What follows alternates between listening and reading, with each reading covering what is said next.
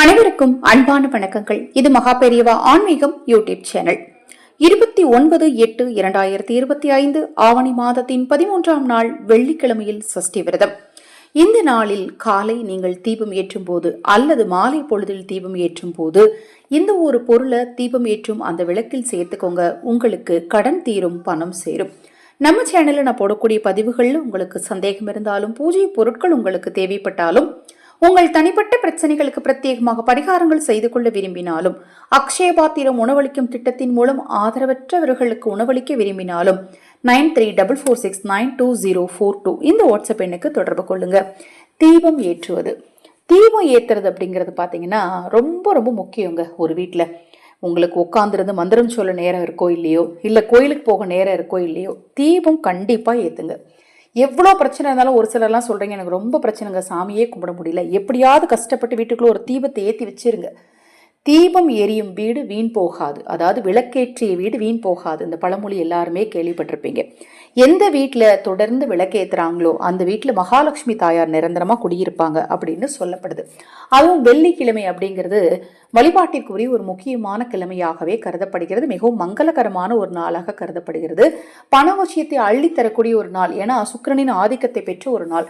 சுக்கிரனுக்கு பிடித்த விஷயத்துல ஒரு விஷயம் பார்த்தீங்கன்னா, அந்த தீப சுடர்ல சுக்கிரன் வீற்றிருப்பார் அப்படின்னு சொல்லப்படுது. அந்த தீபம் ஏத்துற விளக்குல சுக்கிரனுக்கு பிடித்த இந்த ஒரு பொருளை நீங்க சேர்க்கும் போது கூடுதல் பலன் உங்களுக்கு நிச்சயமா கிடைக்கும். இப்ப நான் சொன்ன பதிவில் உங்களுக்கு ஏதாவது சந்தேகம் இருந்தாலும் வாட்ஸ்அப்ல கேளுங்க. இது மட்டும் இல்லாத ஆன்மீக ரீதியா உங்களுக்கு என்ன சந்தேகம் இருந்தாலும் வாட்ஸ்அப்ல கேளுங்க, கண்டிப்பா பதில் தெரிவிப்பேன். இப்போ பூஜை அறையில் நான் குத்து விளக்கு பொருத்துவேங்க, நான் அகல் விளக்கு பொருத்துவேன், நான் வெள்ளி விளக்கு பொருத்துவேன், நான் குலதெய்வத்துக்குன்னு தனியாக விளக்கு வச்சுருக்கேன். எந்த விளக்கில் இந்த பொருளை போடட்டும் அப்படின்னா அது உங்களது விருப்பம் தாங்க. உங்கள் விருப்பப்படி நீங்கள் நிலைவாசலில் வைக்கிற தீபமாக இருந்தாலும் சரி, இல்லை நான் சமையலறையில் விளக்கு பொருத்துவேங்க, எந்த தீபமாக இருந்தாலும் சரி.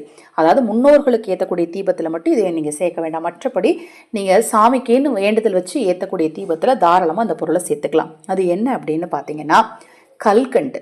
2 கல்கண்டு எடுத்துக்கோங்க, 2 கிராம்பு எடுத்துக்கோங்க, 1 ஏலக்காய் எடுத்துக்கோங்க, 3 மொச்சை, வெள்ளை மொச்சை எடுத்துக்கோங்க. இந்த பொருளெல்லாம் ஒரு சின்ன மூட்டையாக கட்டி அந்த விளக்குக்குள்ளே போட்டு அந்த விளக்கு எரிஞ்சு முடித்த பிறகு அந்த மூட்டை எடுத்து வீட்டுக்கு வெளியில் வச்சு கொஞ்சம் பச்சை கற்பூரம் போட்டு எரிச்சிருங்க.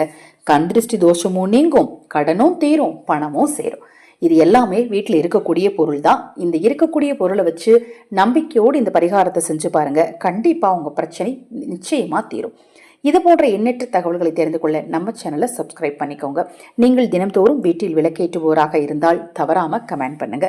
அனைவருக்கும் எனது அன்பு வணக்கங்களை கூறி இந்த பதிவினை நிறைவு செய்து கொள்கிறேன். ஹரஹர சங்கர ஜெய ஜெயசங்கர, ஹரஹர சங்கர ஜெய ஜெயசங்கர. மகாபெரியவா திருவடிப்பாதம் சரணம் சரணம். நல்லதே நடக்கட்டும்.